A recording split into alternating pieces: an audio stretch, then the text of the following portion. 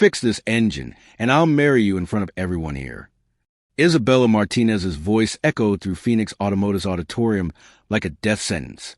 Her blue eyes gleamed with calculated cruelty as she pointed to the $2 million engine that had defeated 15 engineers over 7 consecutive weeks.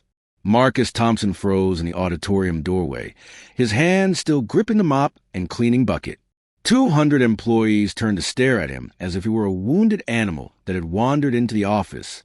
The silence was so thick you could hear the air conditioning humming through the tension. Isabella rose from the main table, her $1,000 Louboutin heels clicking against the marble floor as she walked toward Marcus, her French perfume mixed with the contempt emanating from every pore. At 41, she had built an automotive empire with iron fists and an ice-cold heart. "You heard right, convict," she whispered loud enough for everyone to hear. "If you can make what our best Stanford brains couldn't work, I'll marry you right here. But when you fail, and you will fail, security will escort you out, and you'll never set foot in this company again." Marcus was only 34, but his face showed scars from a life few could imagine. 6 years ago, he had walked out of Arizona State Penitentiary carrying only an old backpack and the promise to rebuild his existence from scratch.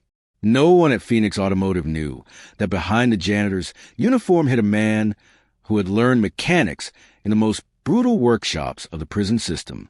The engine dominated the conference table like a technological altar, chrome-plated, imposing, and completely silent. It was the heart of a project that could revolutionize the electric vehicle industry, but for 7 weeks it remained dead, mocking the diplomas hanging on office walls. Isabella had called an emergency meeting after the latest team of consultants had failed spectacularly the night before. The company was bleeding money, investors were losing patience, and her reputation as a ruthless CEO was being questioned by competitors. $15 million wasted on consulting, she had screamed at the engineering team the previous morning. "You're graduates from the best universities in the country, and you can't make a machine work that we design ourselves." That's when Marcus made the mistake of raising his hand.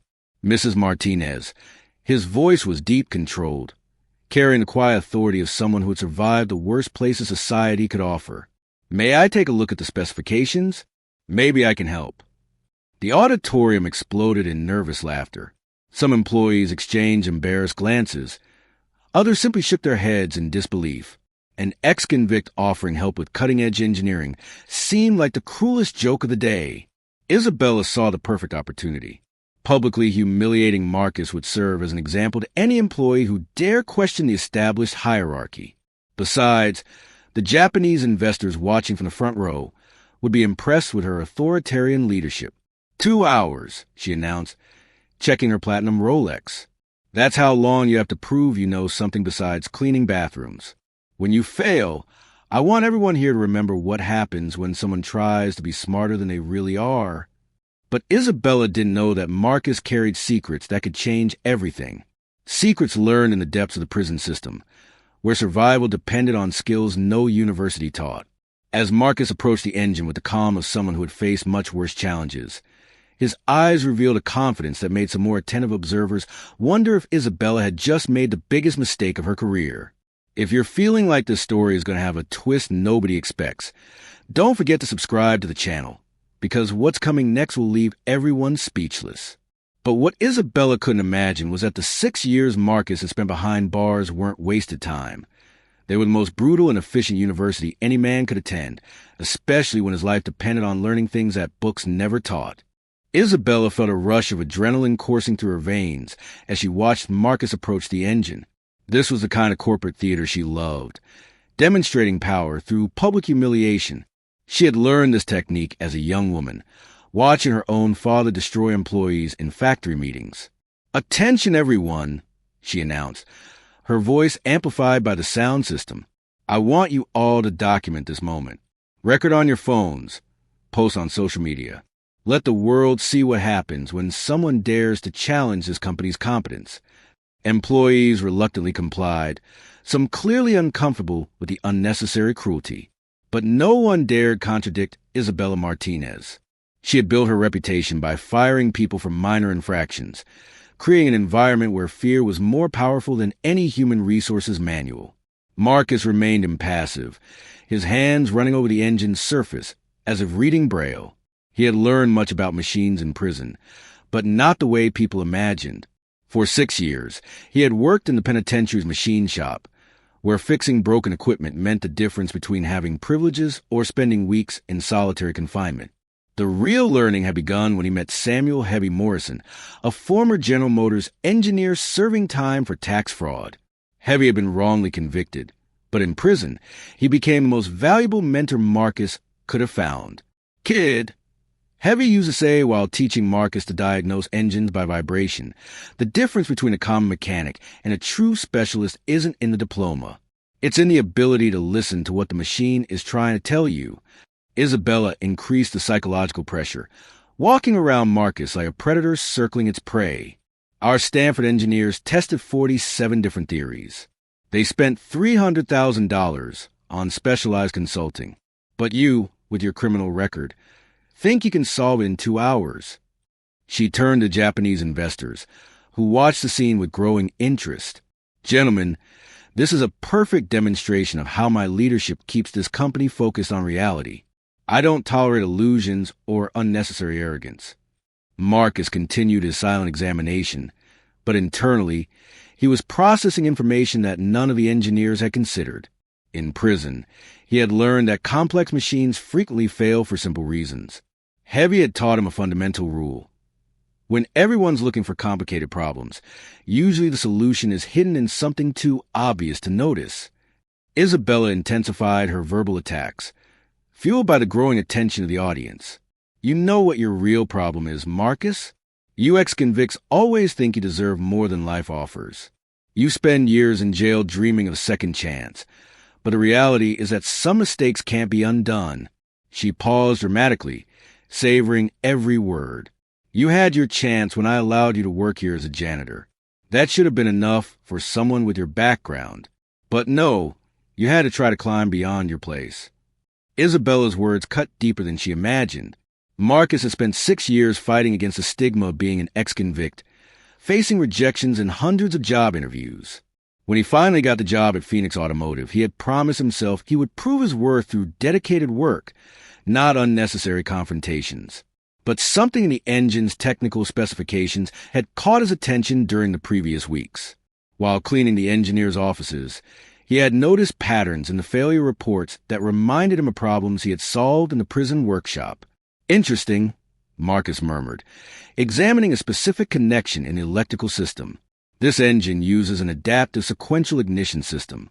Very sophisticated." Isabella laughed with disdain. "Sophisticated? You can't even pronounce half those technical words correctly.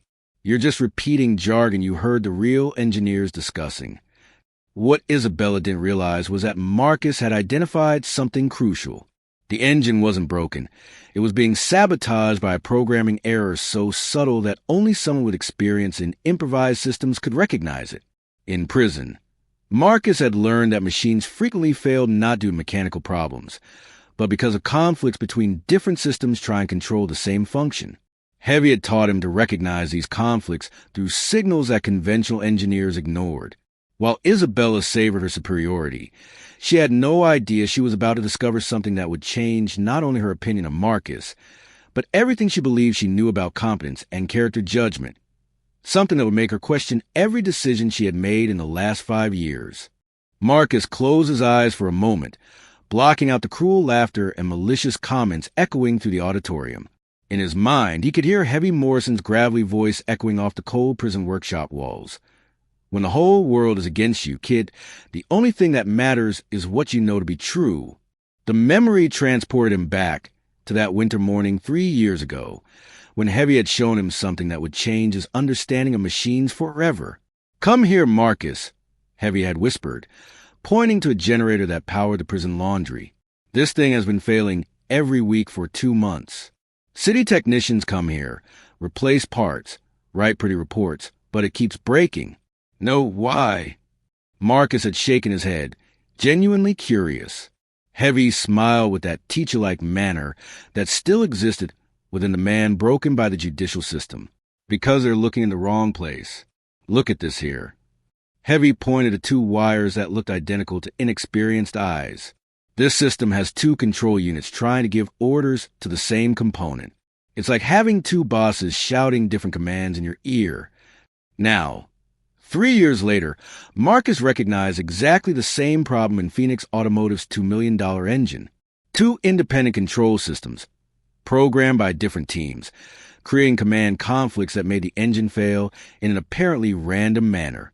Isabella intensified her performance, realizing she had a captive audience. Everyone, you're seeing a perfect example of how some people live in denial. This man really believes he can solve a problem that costs our company $15 million in consulting fees. She moved closer, lowering her voice to a venomously intimate tone. Marcus, you want to know the truth? I researched your background before hiring you. 6 years for aggravated robbery and assault. You beat a police officer during a poorly planned robbery. Not exactly the profile of a misunderstood genius. The words cut deep because they carried a truth that Marcus had spent years trying to forget. At 26, addicted to drugs and desperate for money, he had committed the worst mistake of his life. He tried to rob a pharmacy and ended up injuring a police officer during confusion. There were no excuses, no justifications, just consequences he would carry forever. But Isabella didn't know the rest of the story. She didn't know about the sleepless nights Marcus had spent studying engineering manuals in the prison library. She didn't know about the weekends he dedicated to helping Heavy maintain all the penitentiary's equipment. She didn't know that he'd become the unofficial mechanic of an entire prison, solving problems that licensed technicians couldn't solve. Dr. Sarah Chun, Marcus said suddenly, interrupting Isabella's venomous speech. The auditorium fell silent. Sarah Chun was a chief engineer who had led the engine project, a brilliant woman with an MIT education who had left the company 3 months ago under mysterious circumstances. Excuse me? Isabella blinked, confused by the sudden change of subject. Dr. Sarah Chun designed this engine's basic architecture, but the final implementation was done by Dr. Rodriguez's team after she left the company. 2 different programming philosophies try and control the same hardware. Marcus turned to face Isabella directly, his voice carrying a confidence that made some employees straighten in their chairs. That's why your engineers couldn't solve the problem. They're looking for mechanical failures when the problem is communicational. Isabella felt a chill in her stomach, but maintained her mask of superiority. You're making up theories to impress the audience. There's no way you could know this technical information. I've been cleaning offices for 3 years. Isabella, I read the reports you leave on desks. I hear the conversations you think are private. You underestimated not only my technical competence, but my observation skills. The auditorium began to murmur with renewed interest. Some employees exchanged meaningful glances, remembering conversations they had had near Marcus, treating him like invisible furniture. Marcus walked to a nearby whiteboard and picked up a marker. I can show you exactly where the programming conflict is. But first you need to understand something. I'm not doing this to impress anyone or prove some point. He drew a simple but technically accurate diagram showing how 2 control systems could conflict. I'm doing this because Heavy Morrison taught me that wasted knowledge is the greatest tragedy that exists. And you have an incredible machine being sabotaged by a simple problem. Suddenly, Marcus stopped drawing and turned to Isabella with an expression no one had seen before. He was no longer the shy janitor, but a man who had survived the worst places in society and learned to recognize inconvenient truths. Isabella, do you really want to know why I accepted your challenge? It's not because I need to prove my competence. It's because I need you to learn a lesson about character judgment that could save this company from future disasters much worse than a broken engine. At that moment, while Marcus revealed knowledge no janitor should possess, Isabella began to realize she had underestimated not just an employee, but an entire situation, and that the real test was about his competence, but about her ability to recognize hidden talents right under her nose. Marcus approached the engine with the quiet confidence of a surgeon entering an operating room. His fingers found an access panel that had been ignored through weeks of diagnostics. With precise movements, he removed the side cover, revealing a tangle of wires that looked identical to untrained eyes. Here's your problem, he said, his voice echoing to the now completely silent auditorium. You have two main controllers trying to manage the same ignition system. Dr. Chen's original controller and the new system Dr. Rodriguez installed after she left. Isabella felt blood drain from her face. Only 5 people in the company knew about the internal conflicts that had caused Dr. Chen's abrupt departure. How could a janitor have access to such sensitive information? Marcus continued working, his hands moving with precision that impressed even the most skeptical engineers. Dr. Chen's system was programmed for efficiency optimization. Dr. Rodriguez's system prioritizes engine longevity. When both try to control simultaneously, they create contradictory commands. He disconnected 2 specific wires and reconnected them in a different sequence. In prison, Heavy taught me that sometimes you don't need to add complexity to solve a problem. Sometimes you just need to eliminate interference. "That's impossible," muttered Dr. Rodriguez from the audience, his Spanish accent heavy with disbelief. "We worked on these configurations for months. It can't be that simple." Marcus straightened up, wiping his hands on a towel. "Dr. Rodriguez, your system is brilliant. The problem isn't with your programming. It's with communication between the two systems. You were trying to fix something that wasn't broken instead of recognizing you had 2 bosses giving different orders to the same employee." Isabella watched with growing horror as Marcus explained technical details that revealed deep knowledge not only of the engine, but of the company's internal politics. How had he discovered information she thought was confidential? "I'm going to start the engine now," Marcus announced.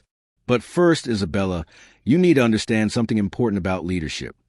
He turned to face her directly, completely ignoring the audience of 200 people. "For 3 years, you treated me like furniture. You never asked about my background, never questioned why I always finished maintenance tasks faster than other employees, never noticed that I read technical reports during my lunch break." His voice was calm but carried the weight of years of contained frustration. "You assume that knowledge only comes through expensive diplomas and privileged contacts. But in prison, I learned that real competence comes from necessity, dedication, and humility to learn from anyone who has something to teach." Isabella tried to regain control of the situation. "Even if you fix this engine, that doesn't change the fact that you're a criminal. It doesn't change your past." Marcus nodded calmly. "You're absolutely right. I committed terrible crimes. I hurt innocent people. I spent 6 years paying for those mistakes, and I'll carry that responsibility for the rest of my life." He paused, letting the weight of those words fill the silence. "But you made a different mistake, Isabella. You wasted 3 years of potential because you decided my past completely defined my future. How many other talents did you lose making judgments based on prejudices instead of observing what people can really offer?" Marcus pressed the ignition button. The engine awakened with a smooth and powerful roar that made the entire auditorium vibrate. But this time, instead of the irregular noises and failures that had tormented the engineers for weeks, the machine sang with a perfect harmony of components working in absolute synchronization. The digital indicators showed numbers none of the engineers had seen before. 94% efficiency, stable temperature, constant pressure.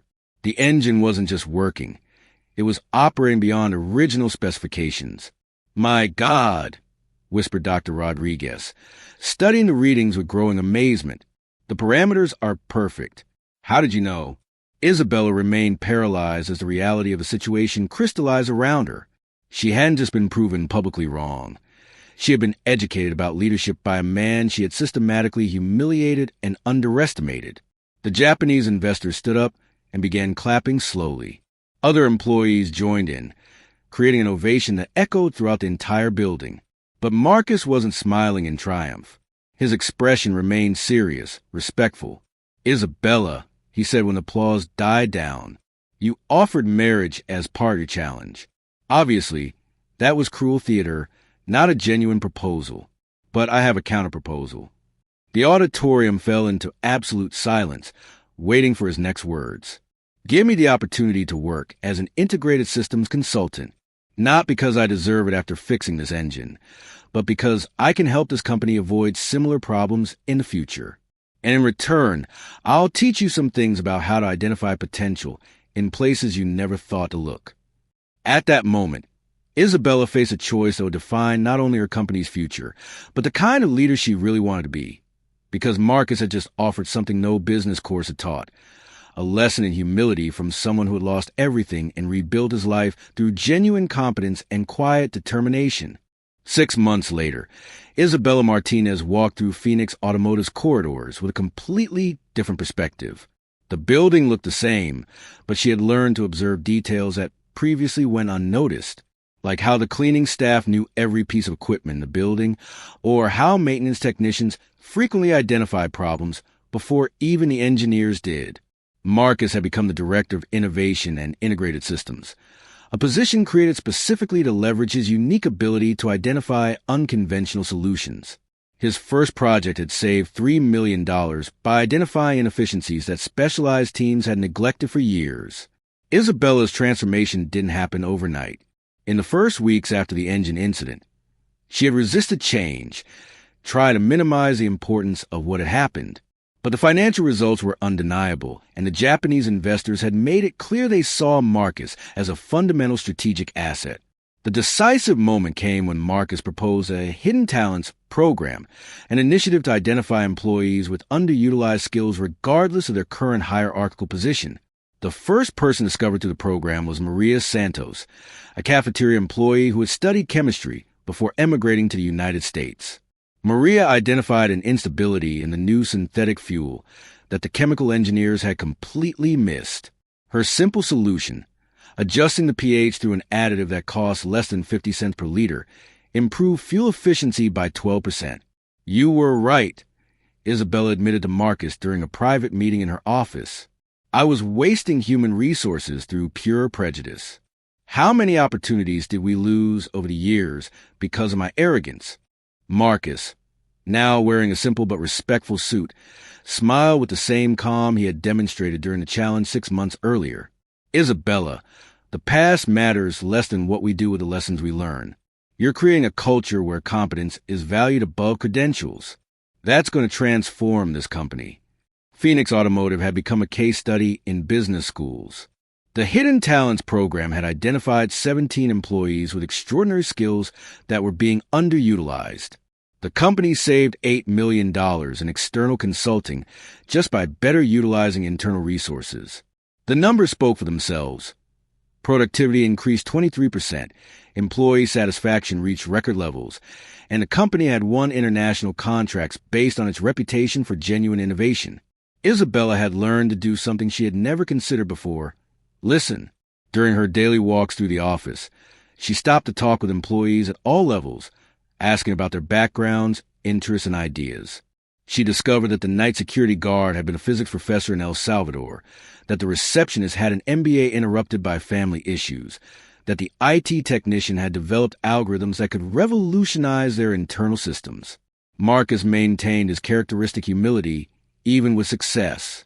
He had married Linda, a nurse he met during a volunteer program at community clinics, something he started doing to give back to society for past mistakes.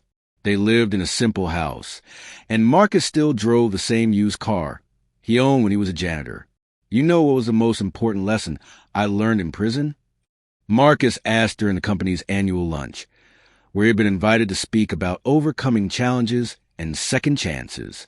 It wasn't about mechanics or engineering. It was about character judgment. He looked at the audience of 500 employees, many of whom had witnessed his transformation from janitor to executive. In jail, you learn quickly that appearances deceive. The most educated guy can be dangerous, while the most intimidating one can have a generous heart. I learned to evaluate people by what they do, not by what they appear to be. Isabella watched in the back of the auditorium, remembering the arrogant woman she had been just a year before. The Hidden Talents program had expanded to other companies, and she frequently received invitations to speak about inclusive leadership at business conferences. The greatest reward came when Heavy Morrison was released from prison after his conviction was reviewed for procedural irregularities. Marcus had worked quietly with pro bono lawyers to review the case, using part of his increased salary to cover legal expenses. Heavy visited Phoenix Automotive on his first day of freedom. At 72, he walked slowly through the modern corridors, watching with paternal pride as Marcus explained the projects under development. You did more than I ever imagined, kid, Heavy said, his trembling hands touching the engine that caused all the transformation. You use what you learned not just to save yourself, but to save other people too. Marcus hugged the man who had been more than a mentor. He had been the father he never had. Heavy, everything I achieved started with you teaching me that true knowledge comes with responsibility. And that second chances only mean something when we use them to help others have their own opportunities. The story of Marcus and Isabella spread through social media and specialized press, becoming a symbol of how prejudices can blind leaders to extraordinary talents. More importantly, it demonstrated that personal transformation is possible both for those who make mistakes and for those who judge them unfairly. 1 year after the incident that changed everything, Phoenix Automotive had become one of the most desirable companies to work for in the United States.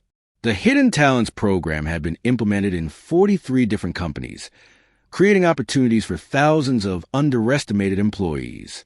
Isabella learned that true leadership doesn't come from intimidating subordinates or maintaining rigid hierarchies.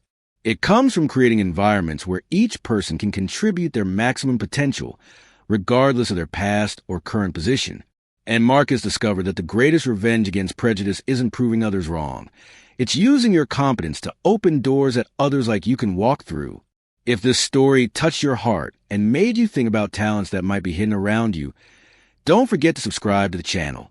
In the comments, tell us about a time you were underestimated or when you recognized potential where others didn't see it. Your experience might inspire our next story of transformation and justice.